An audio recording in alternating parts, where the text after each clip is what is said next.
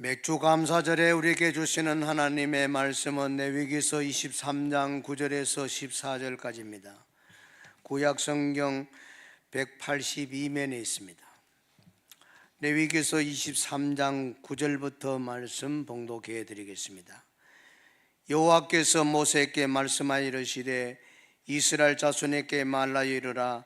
너희는 내가 너희에게 주는 땅에 들어가서 너희의 곡물을 거둘 때에 너희의 곡물의 첫 이삭 한 단을 제사장에게로 가져갈 것이요 제사장은 너희를 위하여 그 단을 여호와 앞에 기쁘게 받으심이 되도록 흔들되 안식일 이튿날에 흔들 것이며 너희가 그 단을 흔드는 날에 1년 되고 흠 없는 순양을 여호와께 번제로 드리고 그 소재로는 기름 섞은 고운 가루 10분의 2 에바를 여호와께 드려 화제로 삼아 향기로운 냄새가 되게 하고 전제로는 포도주 4분의 1 흰을 쓸 것이며 너희는 너희 하나님께 예물을 가져오는 그날까지 떡이든지 볶은 곡식이든지 생이삭이든지 먹지 말지니 이는 너희가 거주하는 각 처에서 대대로 지킬 영원한 규례니라. 은혜 받았습니다. 할렐루야. 여러분 기도해 주셔서 지난 한 주간 동안 카자흐스탄 선교여행을 은혜 가운데 잘 마치고 돌아왔습니다. 카자흐스탄은 중앙아시아에 위치해 있고요. 영토가 지도상에 보면은 세계에서 9번째 넓은 영토를 갖고 있습니다. 대한민국의 7배가 되는 큰 나라지요. 위에 러시아가 있고 또 옆으로 몽골이 있고 그 아래 중국 이렇게 중동 지역으로 이어지는 그 중앙에 있는 나라가 카자흐스탄입니다. 이 나라는 사방이 그 영토로 돼 있고 바다가 없어요. 바다가 없기 때문에 우리나라처럼 해산물을 먹을 수가 없습니다. 전부 쪄린 그런 건어물만 있고 그런 나라에 사는데 지금 굉장히 발전하는 나라로 지금 성장하고 있습니다. 이 나라는 석유도 많이 나고 또 거리도 넓게 많이 닦아져 있고 이번에 가보니까 거리에 차가 굴러다니는데 옛날에는 거의 도요타가 지배했는데 지금은 한국의 현대 기아차가 거의 5대5로 좀 굴러다니는 차들이 2대 가운데 한 대는 한국차가 굴러다니니까 우리 한국이 얼마나 발전했다는 걸 알 수가 있고요. 이 나라는 오랜 그 이슬람 전통을 갖고 있고 또 소련의 그 지배를 받고 있었기 때문에 나이 든 사람은 거의 러시아를 쓰고 있고 이 젊은이들이 이제 우리 정체성을 찾자 해가지고 카자흐 언어를 배우기 시작하고 있는 그런 상황이 있습니다. 이슬람권을 갖고 있는 문화지만은 거리에 다니는 여성들은 거의 히잡을 쓰지 않고 있습니다. 굉장히 자유롭고 여성들이 활발하게 살고 또 이 나라에는 젊은이들이 또 아이를 많이 낳아요. 한 가정에 5명씩 많이 놓죠. 젊은이들 살아있는 그런 역동하는 도시라는 걸 볼 수가 있습니다. 현재 카자흐스탄의 이슬람 종교를 갖고 있다고 하는 사람은 한 70%고 러시아 정교회가 한 20%, 또 기독교라고 하는 사람은 한 55%, 개신교는 3%, 가톨릭이 한 2%밖에 안 되는 그런 나라에 복음이 정말 절실한 그런 나라에 있습니다. 제가 겪은 것은 차후로 이야기할 기회가 있을 것입니다. 금년은 호로스 그랜드 언더우드 선교사가 조선 땅을 밟은 지 꼭 140년째가 돼요. 1885년에 왔으니까 참 언더우드 그분께서는 오늘의 대한민국을 바꾸는데 결정적인 일을 하신 분입니다. 언더우드 선교사가 이 땅에 도착했을 때 140년 전에 우리 조선 땅을 생각해 보세요. 가난과 질병, 우상 숭배, 봉건적 억압으로 어둠이 꽉 뒤덮어 있는 한치 소망이 보이지 않는 그야말로 나무 한 그루도 속 시원하게 자란 그런 모습이 없는 땅이 바로 140년 전의 조선 땅이었습니다. 그분이 오셔가지고 참 신앙으로 본을 보이고 또 헌신적인 삶을 투철하게 살았습니다. 언도도께서는 너무 일을 많이 하다 보니까 몸이 가로로 쓰러지고, 그런 중에도 병든 사람을 돌보고 못 배운 사람들에게 조선어를 가르치고 또 성경을 번역하고, 찬송가도 우리가 갖고 있는 찬송가도 언도도가 위원장 돼서 만든 거 아닙니까? 학교를 세우고 고아원을 세우고 또 병원도 세우고 전부가 언도도가 앞장서서 한 일이라고 보면 됩니다. 그분은 예수님만 전해준 것을 넘어서 가지고 한국 사회의 교육, 문화, 사회, 모든 의료, 출판까지 구석구석에 영향을 주지 않는 곳이 없을 정도로 참 상상을 초월하는 전도의 열정과 헌신을 했던 분이 언도우드 선교사입니다. 언도우드 선교사가 한국 땅에 도착한 첫날 자신의 일기장에 이렇게 몇 자 적었습니다. 하나님, 저를 이 조선 땅에 보내주심에 감사합니다. 나의 모든 것을 드리오니 이 백성이 주님을 알게 하소서. 그걸 첫 번째 일기장에 적었다 그래요. 얼마나 놀라운 열정을 가진 분입니까? 그렇게 몇십 년 동안 선교하시다가 몸이 약해지고 약해져서 이제 미국에 다시 치료하기 위해서 들어갔는데 그만 건강을 회복하지 못하고 하나님 품에 안겼어요. 마지막 유언은 내가 죽거들 난 조선 땅에 묻어달라. 그래가지고 양화진 외국인 선교사, 지난번 우리 한정직 가봤잖아요. 거기에 묻혀 있습니다. 언도우드 선교사 묘비에는 단 한 줄이 새겨져 있습니다. 조선을 사랑한 사람. 참 감동이 되지요. 이 한 줄은 평생 동안 헌신하고 감사하면서 이 땅에 복음을 전했던 언도우드 선교사의 삶입니다. 진심을 담은 그의 편지에도 얼마나 조선을 사랑했는지요. 이런 글도 있습니다. 나는 조선에서 죽고 싶다. 나는 조선의 언어를 사랑하고 조선의 백성을 사랑한다.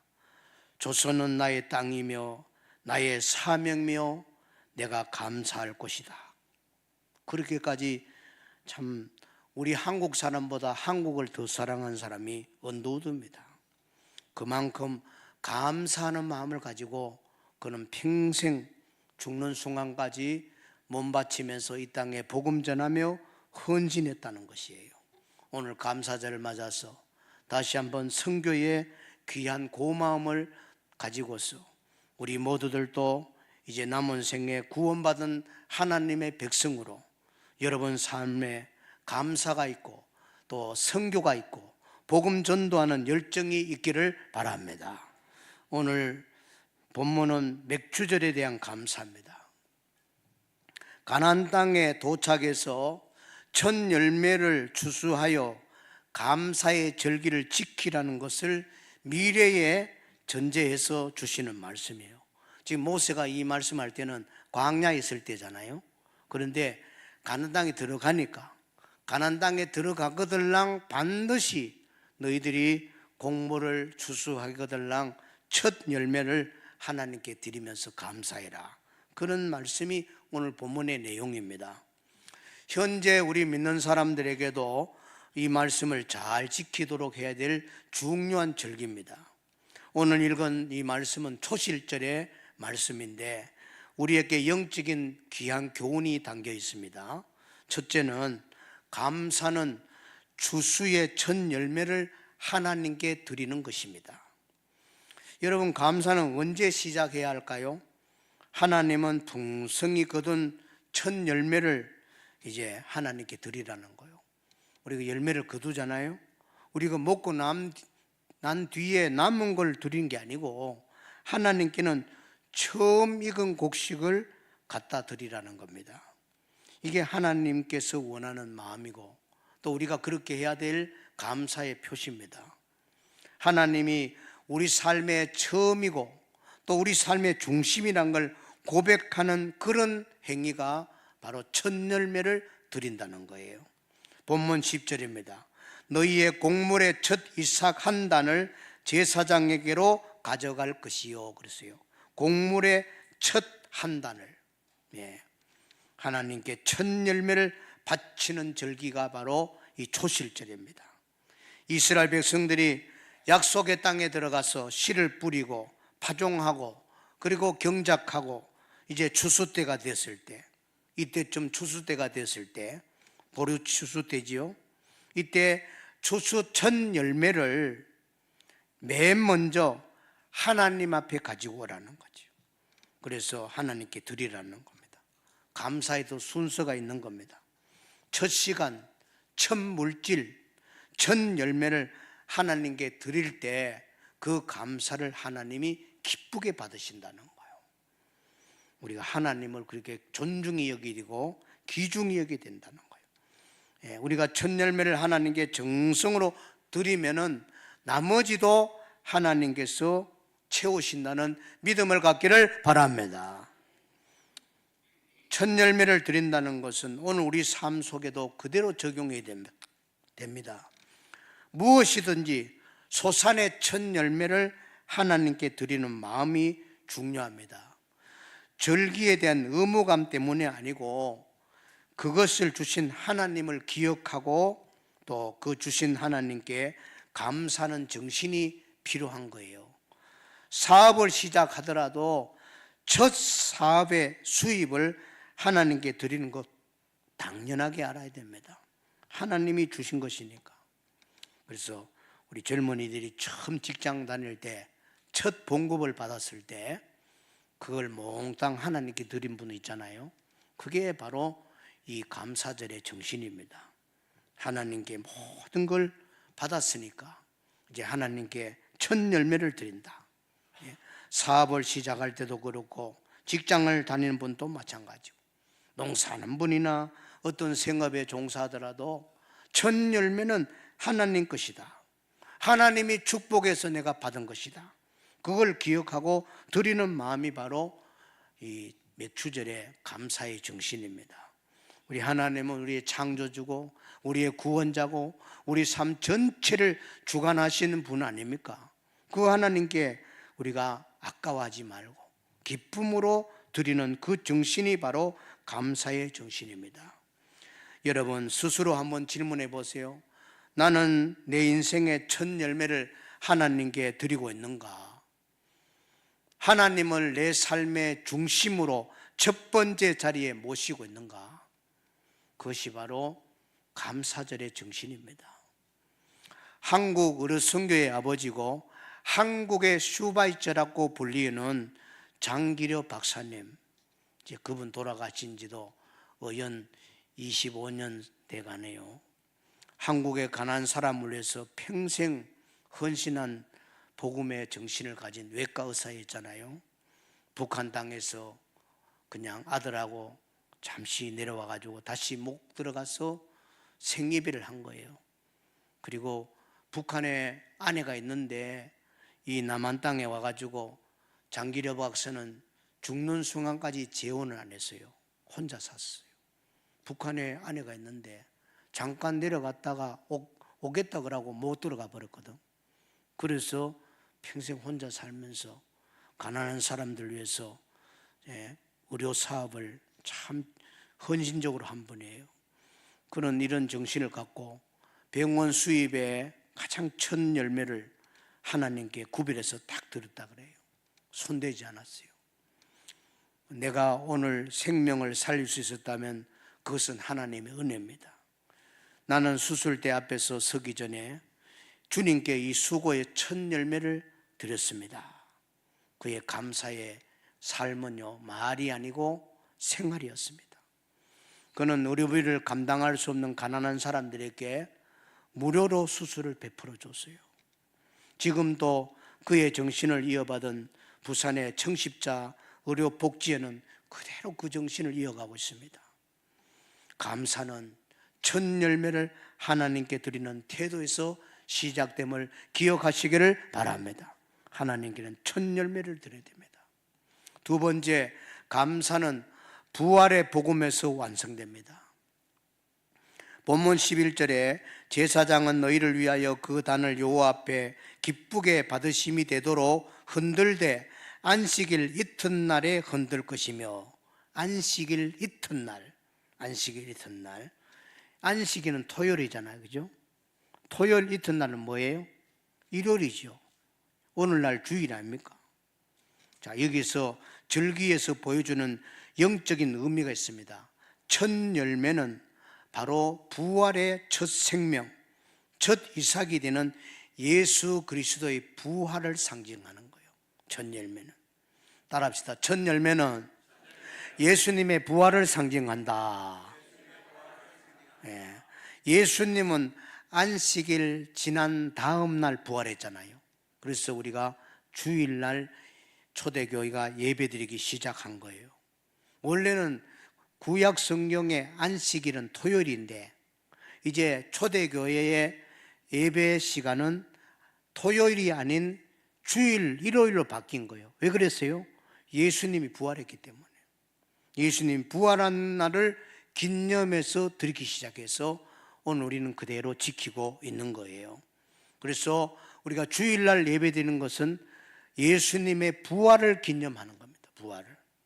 자, 여러분, 이걸 한번 생각하면서 이스라엘 백성들이 이제 보리 추수할 때 지금 낫을 들고 농부들이 추수하러 나가잖아요.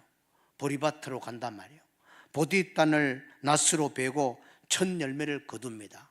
자, 이제 이런 풍경을 영적으로 한번 연상해 보세요. 역사가 수천 년 지나서 하나님 아들 예수님이 이 땅에 오셔서 우리 죄를 다 걸머지고 십자가에 제물되어서 피를 쏟으신 거예요. 그리고 3일 후에 예수님이 부활하잖아요. 부활하는 날 여성들이 예수님의 무덤에 찾아가잖아요. 자, 농부들은 바로 일터로 가서 안식일 다음에 일터로 가겠지요. 보리배로. 그런데 지금 예수님이 부활하는 그날에는 보리단 배로 가려고 일터로 간 것이 아니고 예수님의 무덤으로 달려간 거예요. 무덤으로 달려갔는데 막달라 마리아와 여러 여자들이 예수님의 빈 무덤과 부활하신 예수님을 목격하고 예수님이 살아나셨다고 예루살렘과 저 북쪽 갈릴리에 가서 예수님이 살아났다고 전하잖아요. 지금 그걸 말하고 있는 거예요. 바로 예수님의 부활이 이 초실절, 이 절기에 예수님이 부활하셨다는 겁니다. 그래서 여러분, 이 감사는 부활의 복음으로 연결되어야 된다는 걸 가르치고 있습니다. 이 놀라운 사건을 바울은 이렇게 증언하고 있는 걸 보세요. 고린도전서 15장 20절 같이 한번 읽겠습니다. 시작. 그러나 이제 그리스도께서 죽은 자 가운데서 다시 살아나사 잠자는 자들의 첫 열매가 되셨도다. 아멘. 예수님이 부활했는데 뭐가 되셨다고요? 첫 열매가 됐다. 첫 열매. 자, 그러면 첫 열매가 됐다면 다음 열매가 있어요, 없어요? 있지요. 예수님은 부활의 첫 열매가 됐다는 거예요. 예수님이 부활의 첫 열매가 되셨다는 것은 바로 죽음을 이기시고 예수님은 부활 승리하셨다는 겁니다. 그게 예수님의 부활의 사건입니다. 부활의 복음은 놀랍습니다. 제사장이 하나님께 이삭을 드릴 때 한 줄기가 아닌 한 단을 묶어서 바쳤어요. 그리고 순양도 바쳤습니다. 본문 12절 보세요. 너희가 그 단을 흔드는 날에 1년 되고 흠 없는 순양을 여호와께 번제로 드리고 그랬어요. 무슨 뜻입니까? 이 뜻은 고린도전서 15장 23절로 연결되는 겁니다. 한번 읽겠습니다. 시작. 그러나 각각 자기 차례대로 되리니 먼저는 첫 열매인 그리스도요, 다음에는 그가 강림하실 때 그리스도에게 속한 자요. 아멘. 엄청난 말이죠. 이삭 한 올을 바친 게 아니고 한 단을 묶어서 바친데 이게 무슨 말이냐? 예수님이 첫 열매로 부활하셨으니까 예수님이 재림하시는 날에 예수님께 속한 자, 다시 말하면 예수님께 붙었는 자는 다 다시 부활할 것이니라, 그 말이에요. 여러분, 우리가 부활한다는 것은 우리 능력으로 부활하는 게 아니고 예수님께 붙어 있기 때문에 같이 첫 열매로 그 다음 열매로 부활한다는 거예요. 여러분, 장차 예수님이 재림하는 날 찬란한 부활의 영광을 여러분 맞이할 줄로 믿으시기를 바랍니다. 그걸 오늘 말씀하고 있는 거예요.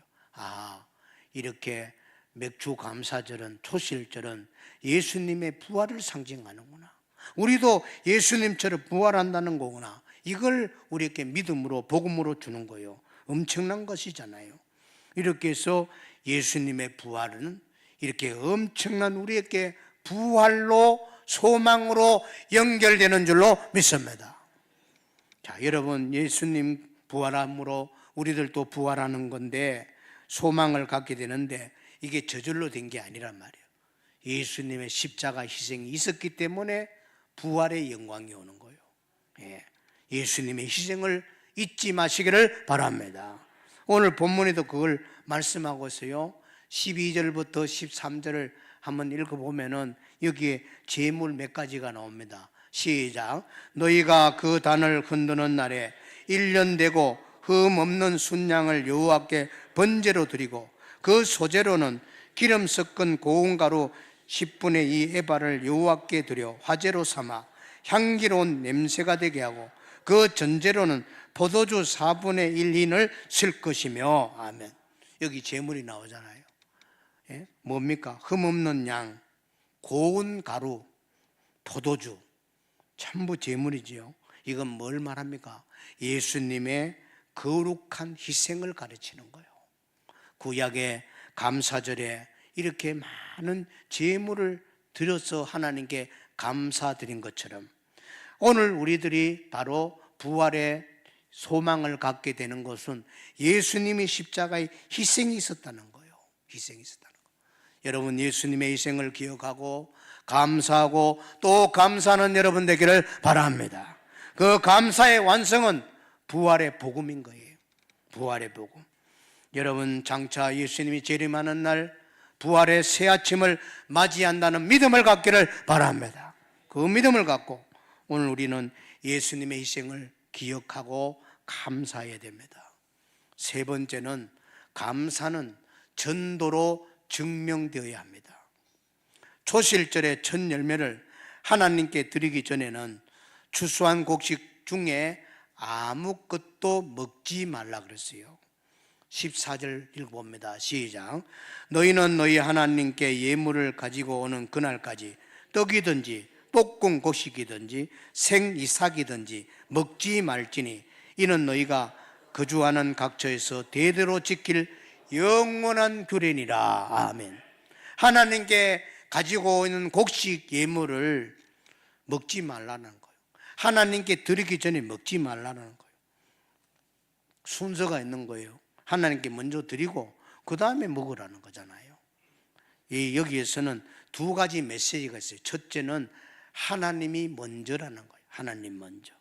한번 따라해요. 하나님이 먼저입니다. 하나님이 제일입니다. 그런 뜻이에요. 하나님께 드리기 전에 자신을 위해서 사용하지 말라는 겁니다. 하나님이 우리 삶의 주권자가 되시고 우리의 축복의 모든 근원자가 되신다는 거예요. 하나님이 도와줘가지고 내가 먹을 것도 있고 오늘까지 건강하게 지내는 거 아닙니까? 지켜주고 보호하시고 동행하시고 함께하시고 하나님의 은혜 아닙니까? 그 하나님을 먼저 사랑하고 인정하라는 거예요. 하나님께 먼저 드리라는 거. 하나님을 높이라는 겁니다. 높이라는 거. 우리가 이렇게 곡식단을 갖다 준다고 해서 양을 가져온다 하나님 잡수는 건 아니잖아요. 하나님이 입을 벌려 잡수십니까? 그건 아니지만은 우리가 드리는 그 정성을 통해서 하나님이 우리의 믿음을 보시고 우리의 감사를 받으시는 거예요. 늘 여러분 삶 속에 하나님이 먼저라는 걸 기억하고 하나님을 높이는 마음, 높이는 가정 되기를 축원합니다. 하나님을 높이라는 거예요. 그래서 가지고 오기 전에 먹지 마라. 두 번째 의미는 감사는 행동으로 증명해 보여야 합니다. 말로만 감사합니다가 아니고요, 실제 삶의 순서도 하나님이 먼저고 감사도 하나님께 드리는 선택이 있어야 되는 거예요. 감사도 선택하는 사람이 되어야 됩니다. 진정한 감사는 내가 순종하기로 선택해야 돼요. 하나님께 무조건 먼저 드리기로 선택해야 됩니다. 귀한 선택이 있어야 진정한 감사가 되는 거예요.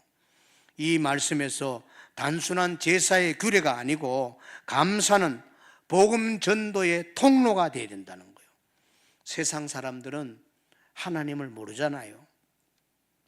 먼저 믿는 우리들이 하나님을 우선으로 여기고 하나님을 잘 섬기고 하나님 제일주의로 살아가고 그걸 삶으로 우리가 그들에게 간접 정도로 증명해 보여야 돼요. 안 믿는 사람은 우리 믿는 사람을 아주 주도 면밀하게 봅니다. 자세히 봅니다. 이럴 때는 어떻게 하나, 저럴 때는 어떻게 하나, 화를 낼 때 화를 내나, 또 좋은 말 하나, 긍정적인 말 하나, 축복 하나, 이타적인 사람인가, 욕심 챙기는 사람인가 다 봅니다. 말하는 거, 행동하는 거. 그걸 보면서 우리가 안 믿는 사람에게, 하나님 믿는 사람들에게 하나님 먼저 섬기고 하나님 제일주의로 살면은요, 그들은 우리를 다르게 보는 거예요. 마음이 열리는 거예요. 우리하고 다르네. 하나님을 제일 먼저 섬기네. 어이구, 그렇게까지 하나님 섬기네. 어떻게 10의 1조를 드려? 10분의 1을 하나님께 탁대 바치네. 전혀 아까워 안 하네. 대단하네. 욕심이 없네. 뭔가 기준이 있네. 그걸 보는 거예요. 보는 거예요. 보면서 그 사람들 마음이 서서히 열릴 사람은 열리게 되는 거예요. 우리하고 다르니까. 그걸 간접 전도가 되는 겁니다. 그것이 바로 전도를 통해서 하나님 역사를 만들어가는 겁니다. 세상 사람들과 분명한 차이점을 가지고 살아갈 때, 그게 진짜 믿음을 보일 때 그들 마음이 열리도록 하나님이 역사할 줄 믿습니다. 우리가 다른 삶으로, 감사하는 삶으로 그렇게 살아갈 때 안 믿는 사람들은 그 완악한 마음이, 돌덩어리 같은 마음이 서서히 부서지고 흔들리는 거예요. 그래서 예수가 어떤 사람인가를 호기심을 갖게 되기도 하고, 그래서 교회 따라오기도 하고, 예수 믿을까 하는 마음도 생기는 거예요. 감사가 전도로 이어져야 됩니다. 감사함으로 전도를 많이 한 할머니 이야기입니다. 아프리카의 작은 마을에 살던 한 가난한 할머니가 있었어요. 남편들이 죽고 자식도 없이 홀로 외롭게 작은 텃밭 하나 가지고 감자를 심으면서 살아갑니다. 감자 추수때 되면은 감자를 캐면서 할머니가 그 이웃의 밭에 있는 사람들에게도 들릴 만큼 하나님, 원래도 이렇게 감자가 주렁주렁 열리도록 해주셔서 감사합니다. 감사합니다. 다 주님의 것입니다. 주님의 것입니다. 이것도 주님 것이고 저것도 주님의 것입니다. 그러니까 마을 사람들은 이해를 못하는 거예요. 그래서 조롱합니다. 저 늙은이가 미쳤나? 감자가 하나님 거면 왜 그리 가난하냐고. 왜 가난하냐고. 맨날 하나님 가면서 왜 그리 가난하게 사느냐고. 그렇게 핀잔을 줬어요. 그런데 그 다음 해에 이 마을에 이상한 일이 생깁니다. 극심한 가뭄이 닥친 거예요. 농작물이 다 타들어가는 거예요. 농작물이 자랄 수가 없는 거예요. 가뭄 때문에. 비가 안 오니까. 그런데 이상하게도 그 할머니 텃밭은 푸르게 잘 자라요. 희한해요. 어떻게 저렇게 되지? 그 집 할머니 밭은요, 잎이 푸르게 되고 감자가 잘 자라게 되는 거예요. 동네 사람들이 와가지고 물었어요. 할머니 밭은 왜 저렇게 안 마르고 항상 푸르고 잘 자라요? 그러니까 할머니가 하는 말이, 글쎄요, 나 몰라요. 나 물 퍼준 일도 없고. 하나님께 감사함으로 주는 은혜겠지요. 할렐루야. 그런 말 해준 거예요. 하나님께 내가 감사하니까 제 밭에 이렇게 물이 안 마르도록 하나님 역사한 것이 은혜겠지 뭐. 난 몰라요. 하나님 주신 은혜겠죠. 이 말에 동네 사람들이 충격을 받은 거예요. 아, 할머니가 감사하니까 하나님이 정말 살아 계시는가 보네. 저 할머니 밭은 항상 푸르네. 이래가지고 한 사람 한 사람 할머니 따라서 예수 믿기 시작해서 그 아프리카의 그 마을에 교회가 세워졌답니다. 할렐루야. 여러분, 할머니가 그냥 감사하니까 그렇게 욕하던 사람들이 마음이 무너지잖아요. 이게 하나님 역사 아닙니까? 감사해 보세요. 성령님이 일할 줄로 믿습니다. 감사해라. 여러분, 전도하는 사람이 진정한 교회의 일꾼이고 하나님의 일꾼입니다. 전도해야 일꾼이에요. 교회는 많은 직책이 있습니다. 교사로, 찬양대로, 구역장으로, 식당에서 봉사로, 차량 운행으로, 안내위원으로 다 귀한 일뿐이죠. 그런데 기억하십시오. 전도자가 돼야 돼요. 찬양을 하더라도 전도하면 찬양해야 돼요. 교사를 하더라도 전도하는 교사가 돼요. 구역장을 하더라도 전도하면서 구역장해야 하나님 앞에 진정한 일꾼이 되는 거예요. 우리 서부제일교회에 진정한 전도하는 일꾼이 많아지기를 주님의 이름으로 축원합니다. 하나님은 그런 사람을 통해서 영혼을 살리고 귀한 역사를 하는 겁니다. 대단한 직분을 가지지 않더라도 한 영혼 살리려고 전도하러 가고, 지난주에도 전도하러 갔잖아요. 숭어리 아파트에 가서 우리가 전도 부스를 만들어 놓고 계속 전도하는데 여러분도 꼭 동참해 보시기 바랍니다. 나이 늙은 사람도 다 할 수 있어요. 제가 가보니까 연세 많은 분도 다 전도하더라고요. 예? 아유, 시원한 물 나눠주고 전도지 주고 이렇게 하는데 나이가 무슨 그게 장애가 됩니까? 주는데. 예? 목마른 사람에게 물 마시면서 일하세요. 우리 마을에 입주민이 된 거 환영합니다. 축복받으세요. 행복하세요. 누가 싫어합니까? 아무도 거절 안 하겠죠. 그런 마음으로 전도하는 마음 가질 때 진정한 주님의 일꾼 아닙니까? 기억하세요. 감사는 전도로 이어질 때 진정한 하나님의 일꾼이 되는 겁니다. 성도 여러분, 하나님 주신 은혜를 기억하고 첫 열매를 드리고 부활의 믿음을 갖고 우리 모두가 하나님 앞에 전도로 감사를 증명해 보시기를 바랍니다.